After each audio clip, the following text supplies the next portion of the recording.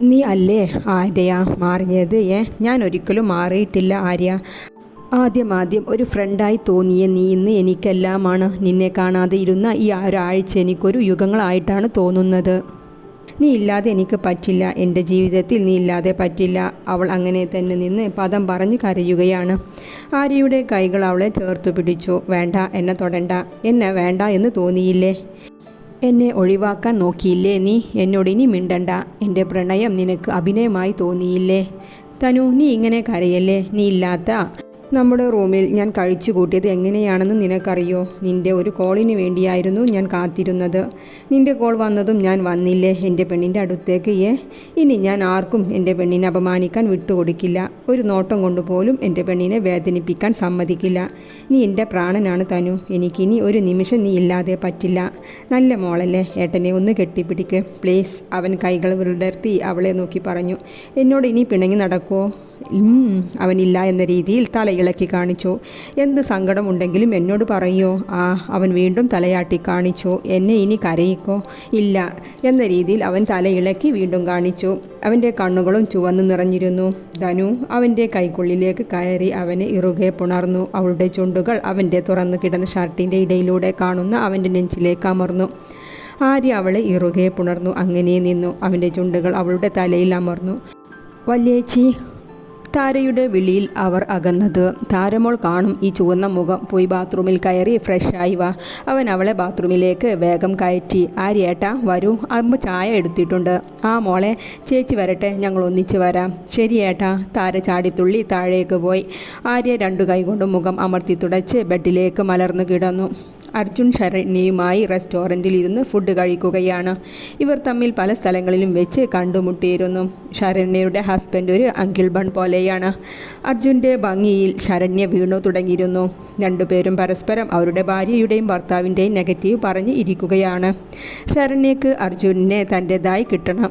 കൂടെ അശ്വിനിയുടെ നെകളിപ്പൊന്ന് കുറയ്ക്കുകയും വേണം.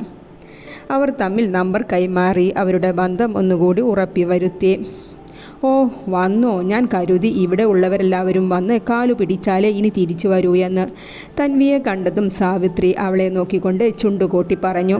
അമ്മ, ഞാൻ വിളിച്ചുകൊണ്ട് വന്നതാണ്. ആര്യ തൻവിയെ ചേർത്ത് പിടിച്ചുകൊണ്ട് മറുപടി കൊടുത്തു. വാ, റൂമിലേക്ക് പോകാം.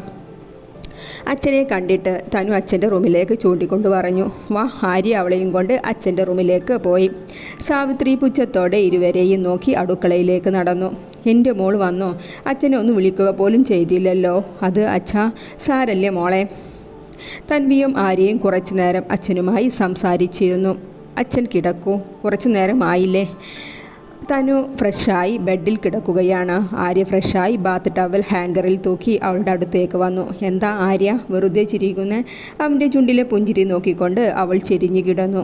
ആര്യയും അവളോട് സൈഡിലേക്ക് ചെരിഞ്ഞു കിടന്ന് ഒന്നും മിണ്ടാതെ അവളെ തന്നെ നോക്കി കിടന്നു.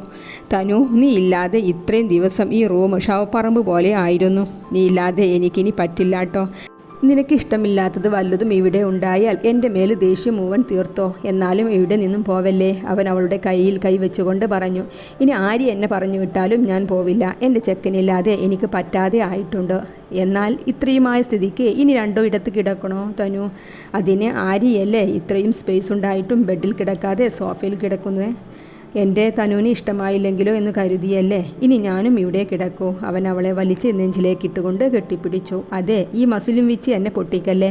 ഏട്ടൻ എൻ്റെ കൊച്ചിനെ പൊട്ടിക്കൊന്നുമില്ല. സ്നേഹിച്ച് തിന്നാൻ തോന്നുന്നല്ലോ. എന്താ ചെയ്യാ തനു? എന്ത് ചെയ്യാൻ? കണ്ണടച്ച് കിടന്നു, ഉറക്കം വന്നോളും. അവൾ ചിരി കടച്ചു പിടിച്ചുകൊണ്ട് പറഞ്ഞു. കല്യാണം കഴിച്ച് 4-5 മാസം കഴിഞ്ഞു.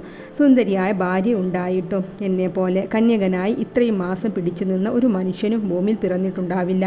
അവൻ പിറുപിറുത്തു. നീ എന്താ പിറുപിറുക്കുന്നേ? തനു അവൻ്റെ നെഞ്ചിൽ താടി കുത്തി അവൻ്റെ മുഖത്തേക്ക് നോക്കി ചോദിച്ചു. ഹേയ് തനു, ഞാൻ ഓരോന്ന് ആലോചിക്കുകയായിരുന്നു.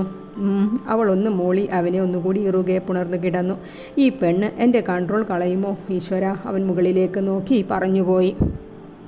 ഹായ് തൻവി, എപ്പോൾ വന്നു? അടുക്കളയിൽ തൻവിയെ കണ്ടതും അശ്വിനി അവളോട് ചോദിച്ചുകൊണ്ട് അടുത്തേക്ക് വന്നു. അന്നത്തെ പ്രശ്നത്തിന് ശേഷം നീ വീട് വിട്ടു പോയപ്പോൾ ഇനി തിരിച്ചു വരില്ല എന്ന് കരുതി ഞാൻ. അശ്വിനി ഡൈനിങ് ടേബിളിൽ ചാരി നിന്നുകൊണ്ട് പറഞ്ഞു. നിങ്ങൾ തെറ്റിദ്ധരിച്ചതാണ്. നിങ്ങളുടെ പ്രവൃത്തിയിൽ വീട് വിട്ടു പോകേണ്ട ആവശ്യം എനിക്കില്ല. ഇത് എൻ്റെയും കൂടി വീടാണ്. പിന്നെ ഞാൻ വീട്ടിൽ പോയത് എനിക്ക് എൻ്റെ അച്ഛൻ്റെയും അമ്മയുടെയും കൂടെ താമസിക്കാൻ തോന്നി. കുറച്ച് ദിവസത്തിന് പോയി നിന്നു പോന്നു, അത്രേയുള്ളൂ. തൻവി പറഞ്ഞുകൊണ്ട് ആര്യക്കുള്ള ബ്രേക്ക്ഫാസ്റ്റ് വിളമ്പി വെച്ചു. അർജുൻ, നീ അറിഞ്ഞോ, തൻവി തിരിച്ചു വന്നു. ഇത് അവളുടെ കൂടി വീണാണത്രേ. അശ്വിനി അർജുൻ്റെ അടുത്തേക്ക് വന്നിരുന്നു കൊണ്ട് പറഞ്ഞു. അർജുൻ കയ്യിലുള്ള ഫോൺ വേഗം മാറ്റിവെച്ചു. ശരണ്യയുടെ ഫോട്ടോ നോക്കി ഇരിക്കുന്ന സമയത്താണ് അശ്വിനി കയറി വന്നത്. അതിൻ്റെ ഒരു പതർച്ച അവൻ്റെ മുഖത്തുണ്ട്. അത് അശ്വിനിൽ നിന്നും മറച്ചു വെച്ചുകൊണ്ട് അവൾ പറയുന്നതും കേട്ടിരുന്നു. തനു, നീ എവിടെ? ലേറ്റ് ആകുന്നു.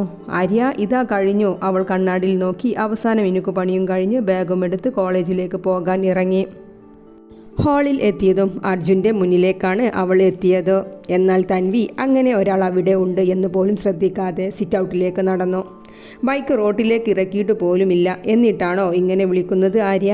എന്തേ, ഇന്നൊന്നുകൂടി തിളങ്ങിയിട്ടുണ്ടല്ലോ. ആര്യ അവളെ അടിമുടി നോക്കിക്കൊണ്ട് പറഞ്ഞു. ഇത് കേട്ടുകൊണ്ടാണ് അർജുൻ ഓഫീസിലേക്ക് പോകാൻ ഇറങ്ങി വരുന്നത്. പോ ആര്യ, ഞാൻ എന്നും ഇങ്ങനെ തന്നെയാണ് ഒരുങ്ങാറ്. അവൾ അവൻ്റെ ഷോൾഡറിൽ അടിച്ചുകൊണ്ട് പറഞ്ഞു. ഗേറ്റ് ഒരു സൈഡ് തുറന്നു. മതി തനു, വാ കയറ്. തനു അവൻ്റെ പിറകിൽ കയറി. ആര്യ ബുള്ളറ്റ് ഓടിച്ചുപോയി. അർജുൻ അവരുടെ പോക്ക് നോക്കി ഗേറ്റ് മുഴുവനായി തുറന്ന് കാറിലേക്ക് കയറി. ഇവരുടെ ജീവിതമാണ് ജീവിതം, അർജുൻ മനസ്സിൽ ചിന്തിച്ചുപോയി.